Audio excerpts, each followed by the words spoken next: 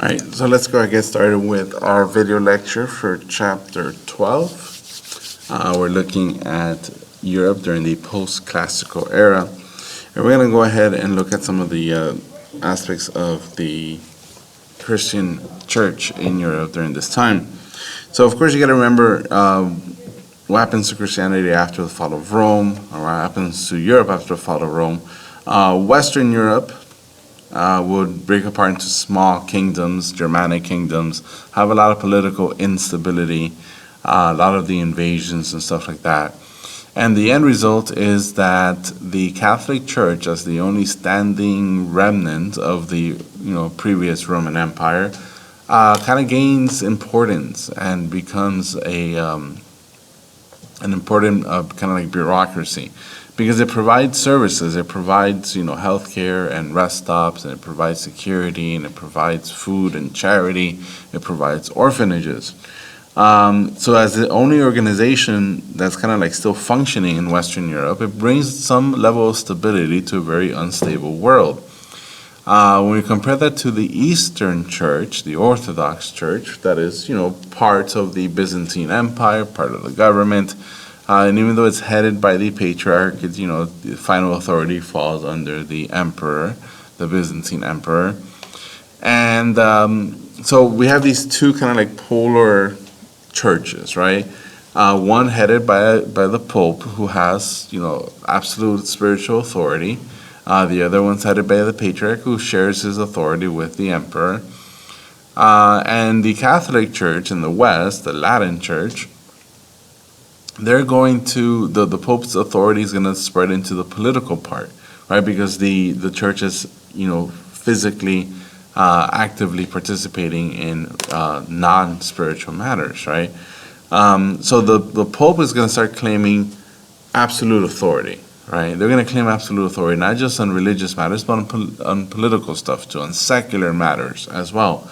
And we see this growing importance of the Pope, because all these new kingdoms that are being set up, all these new kings that are coming and rising to power in Western Europe, they're all going to look at the Pope for justification, for approval, right? Because if the Pope approves you, then you not only have political legitimacy, meaning that you took your throne by power and by force and by conquest, but also have religious legitimacy in that you have now been chosen by God, right? Because the Pope says that God has chosen you to be the king.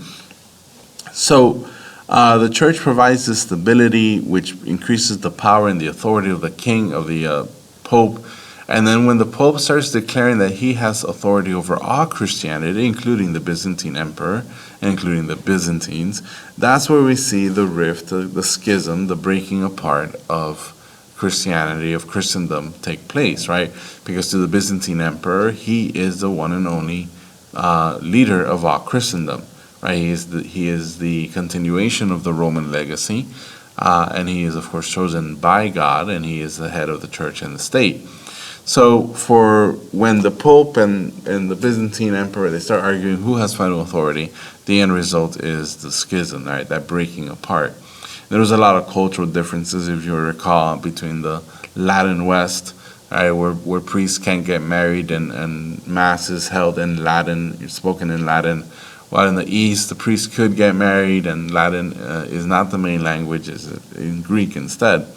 So we have these cultural and political reasons why we have the schism take place in the year 1054. So when we talk about the Catholic Church, and we mentioned that it was, of course, very organized and very stable, and we see a hierarchy within the church, right? The Pope, of course, is the head of the church. The bishops are the nobilities. The priests tend to be, the lower class people, and then the parishioners, those are the people who actually go to church, right? The church members. So this is what we call the clergy. The clergy is the upper levels, right? Those are the church officials, the employees of the Catholic Church, and the church members are the parishioners. We also should identify that at least these top three, the Pope, the bishops, and the archbishops, they also tended to be part of nobility, meaning that they are from noble aristocratic families, which is going to bring conflict between their spiritual responsibilities and their political responsibilities as members of the nobility. All right, the church is going to provide a lot of education and be the sponsors of artwork. So when it comes to education, writing, of course, was done by hand. They wrote on, not on paper, but something called parchment, which is made from animal skin, which is very expensive and slow to make. Everything was handwritten because they didn't have printing, they didn't have paper. And therefore, very few books existed, and the books were held in monasteries, and only the educated, the upper class could get educated because they couldn't afford it. We know that so education again was completely controlled by the church, and therefore put a lot of limits on what you can and cannot study, especially like stuff like science and medicine and biology. There were a lot of restrictions on that because they weren't interested in investigating the natural sciences. They figured that everything that can be explained about the world and understanding about the world can be found in the Bible, and therefore you don't have to study ancient Greek stuff or ancient Roman stuff. And of course, don't even dream about studying Muslim science and Muslim medicine stuff. Regardless, Europe, Western Europe, Northern Europe will become completely converted to Christianity. Missionaries, people like Saint Patrick are going to go to Ireland, of course, to spread the faith there. Different missionaries are going to go to different parts like Scandinavia, where the Vikings are, to Poland and Germany as well, and they're going to spread the faith. Now, of course, the official language of the church was Latin, which is the language of the Romans. And many governments, the official language was Latin as well. The writing system was in Latin as well. But over time, we see the increased popularity of what we call the vernacular languages. These are the language of the common folk, right? The uneducated people. So if we lived in England, when you go to church, they might pray in Latin, right? But when you talk to your priest, he's going to talk to you in English, right? Because that's the vernacular language. So that's the language of the common people, not the educated, not the elites, not the government officials. So over time, the vernacular languages increase in importance, and they kind of compete against Latin for like dominance in their culture. Now, the church, as I mentioned, they provide education, even though it's very minimal because most of the people are illiterate. The church also becomes patrons of the arts. They show patronage, which is that they sponsor artists to create works of art. So, for example, if you're a bishop and they're building a cathedral for you in a city, you're going to hire the best sculptors to carve out the best statues, and you want the best artists to create stained glass windows and stuff like that, or paintings.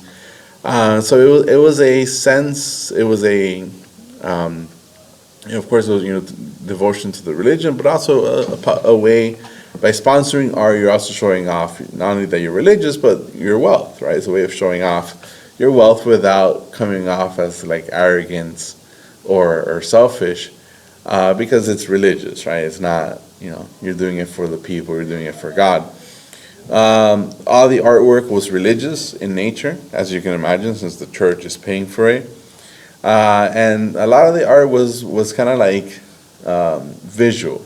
Yeah, so not a lot of writing. It was all visual, and it was a way to kind of teach the peasants, teach the lower classes about religion. So the stained glasses, they'll have pictures of the Virgin and Jesus on the cross, and so it was like a visual image that can be used to educate about religious matters, since the people couldn't really read or write. All right, next thing, church and state. So the Pope, as I mentioned, has a lot of power. They have religious power, but then little bit by little, they're going to gain political power. And the organization of the church, of course, the Pope is in charge of everything. The bishops are in charge of the cities and countries, and the priests are at the local level in charge of local communities. But I mentioned earlier that these upper class bishops and popes and archbishops, they're also going to be members of the nobility. So they're going to, be wealthy. They're going to own a lot of land. They're going to compete with other lords and nobles, and work with or fight against their kings. And that's going to bring a lot of conflict sometimes. And again, the clergy is simply trying to establish not only religious but political power. And one of the things that the church has and the clergy has is the like a special weapon that they have over other nobles is the use of excommunication, which means that you get kicked out of the church. Right? You get kicked out of the church. Now, spiritually speaking, this is bad for you because if you're kicked out of the church, you're no longer a Christian. You can no longer have your sins forgiven, and therefore you are condemned to go to hell. But politically speaking, this is important, and socially, this is also important because you're going to be ostracized from society, meaning no one wants anything to do with you because you're no longer a Christian, because you've been excommunicated from the church. And politically it's important because a lord or a member of nobility or a king even who is excommunicated, then they lose their legitimacy as rulers because God has not chosen them, right? Or they've fallen from God's favor. So a king who's excommunicated will have no right to control his people because he, of course, has lost the right from the king or from the gods. From God. And that's pretty much it. All right, monasticism, another big part of Christianity during the Middle Ages is the practice of monasticism, which is living your life as a monk or a nun. And we see that the monastic people, they're going to be ascetics, meaning that they're going to try to live a simplistic lifestyle, somewhat isolated from the rest of society. They're going to avoid accumulating wealth because it's a sign of greed. And they're going to focus just on doing good works and spiritual stuff and praying and meditating all day. And we see monasteries pop up all over Europe. Wherever the monks go, they're going to set up these monasteries for themselves. They're going to support charities with the wealth that they accumulate. And we kind of see the same. It's kind of like the same phenomenon that occurs with Buddhism, right? When Buddhism spreads all over East and Central Asia, we see the creation of monasteries all over there. So different, so you hear some of the more famous monks like Benedict and Scholastica. Both of these are saints.